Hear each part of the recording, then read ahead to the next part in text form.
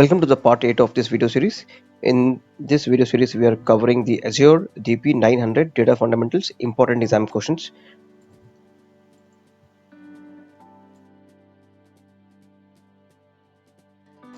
Now, these questions comes with detailed explanations for each and every option, so it's very important to clarify your concepts through these discussions.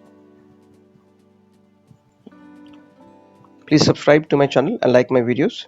If you find these videos helpful, please drop in your comments.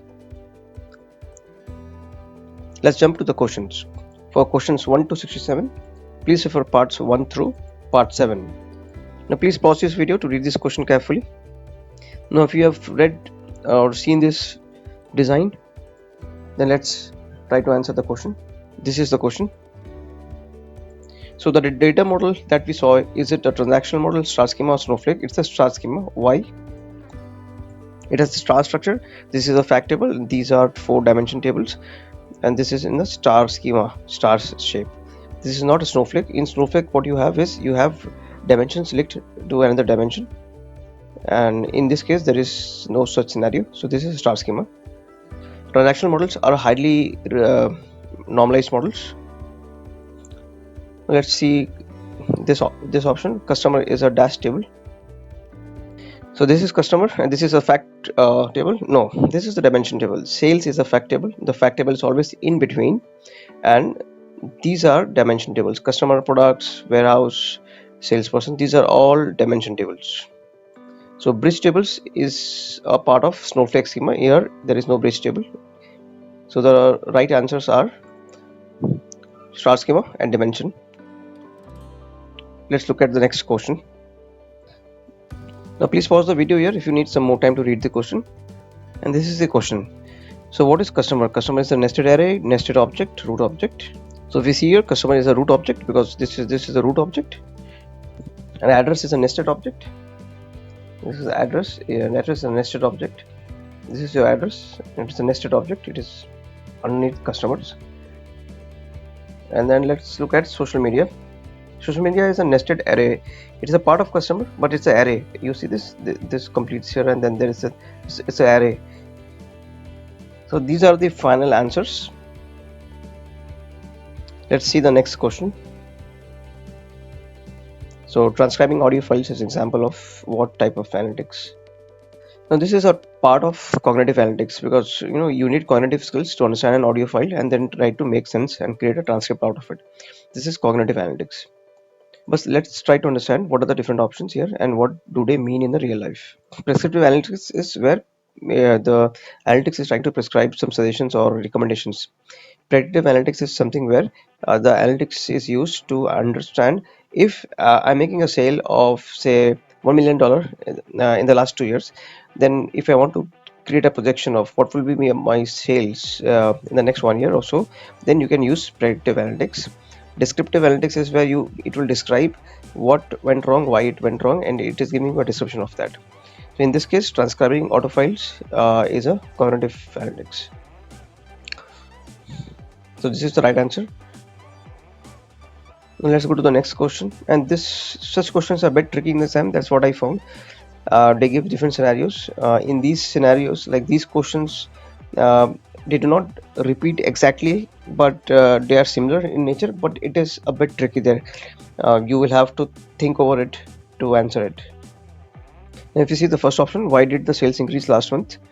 So this is something related to diagnostic analytics, because as a doctor you're trying to understand why did the sales increase last month. You're trying to do diagnosis of the data points. Now let's look at the third one, which people are mentioned in companies' business documents. So if you're trying to scan the business documents, then you need cognitive analytics, because you will not be able to do it through normal BI tools.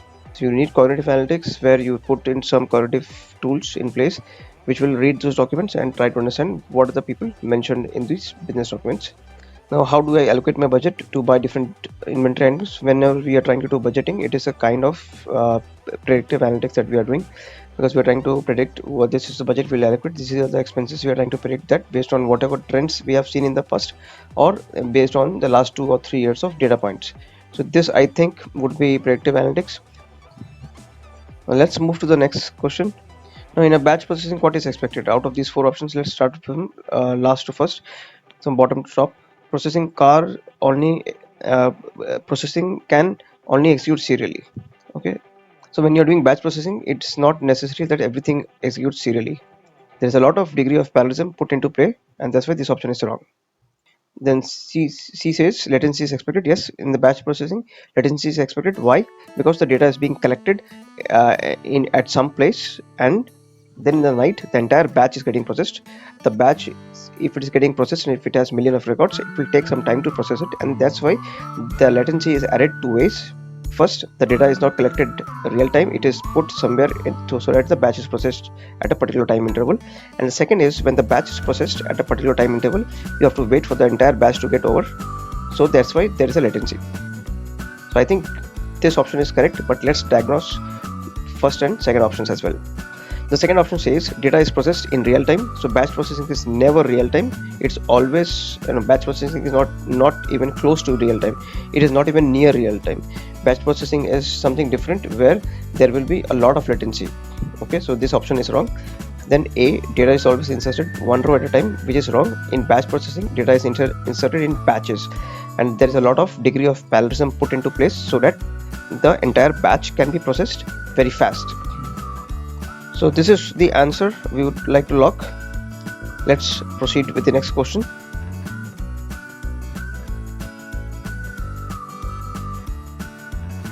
Now if you do look at this question, an extract, transform and load process requires what? So there are four options given. Let's go option by option. First one says a matching schema in the data source and data target. It is not required. It is not necessary that the schemas at the source and the target matches with each other. The source might have different schema. In fact, there may not be one source. There may be a series of sources or multiple sources, and the target may be one or many, and the schemas will not match exactly, or it may be totally different as well. Hence option A is wrong. Option B suggests a target data store powerful enough to transform the data. See, this process, it is talking about extract, transform and load. It is not talking about extract, load and transform.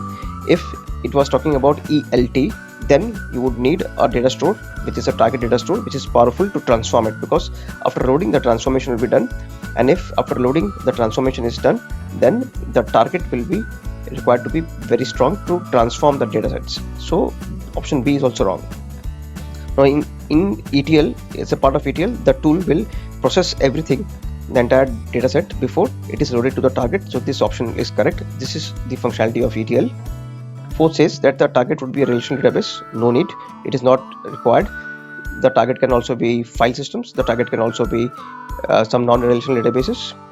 So this is not mandatory. A relational database is not mandatory, and hence this option is also wrong. So this is our answer. Let's move to the next question. Please read this question carefully. There are three questions in this. Like I told, the format comes in the exam. This same exact format will come in the exam. The questions might be different. So if you see the first option, is normalization involving eliminating relationships between database tables? No. In normalization, you have to establish relationships between the database tables. The primary key, foreign key relationship and integrity between the tables is absolutely essential for normalization. Hence, here this option will be no. Let's look at the second option. Normalizing a database reduces data redundancy. Yes, what is data redundancy? Duplication of data in different fields. So normalization will reduce it, denormalization will increase it. So if you are designing an OLAP system for a data warehouse, then you would denormalize. What it means is you would be storing duplicate data, the same data, in different set of tables. So that way what will happen is you will not have to traverse across through different tables for your queries. Your queries will run a lot faster because there is a duplication of data there. But in case of OLTP systems, so normalization is needed in case of OLTP systems, because you want to reduce your data redundancy. That is optimum from data writing perspective. So what do OLTP systems do? They are connected to the websites, and from the websites data entry is done. If that is a use case, then it is very important that your writes are fast and you don't worry that much about reads. But in case of OLAP systems, your reads should be very fast, because you don't worry about writes, because writes are happening in batches as a part of ETL processing. It is not connected to live websites. So yes, it is correct. The third option says normalization improves data integrity. Yes, the data integrity is improved for sure, because in a normalized database there is a very tight primary key foreign key relationship, so that there is reduced data redundancy, and in the process the data integrity is improved. So these are our final answers. Let's move to the last question of this video series. Now here it is asking that descriptive analytics, what does it tells you? What does it tell? So these are the four options.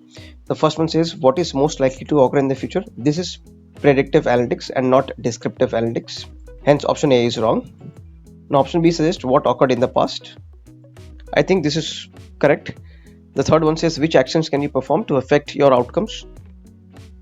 Maybe this is diagnostic analytics, where after diagnosis you come to know that these are the actions that you need to perform to affect your outcomes.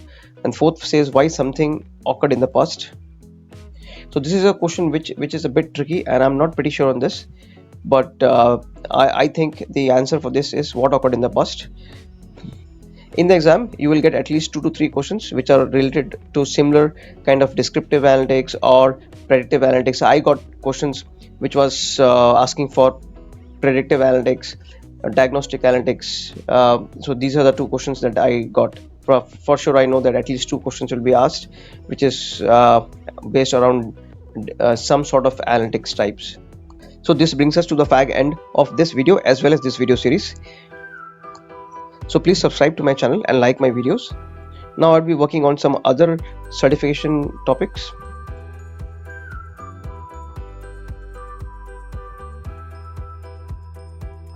Like I told before, all of my videos, if you go through this video series, you will definitely clear the Azure DP900 Data Fundamentals exam. You may not be able to score 100% marks, but you will definitely pass with flying colors. I got close to 900 out of 1000.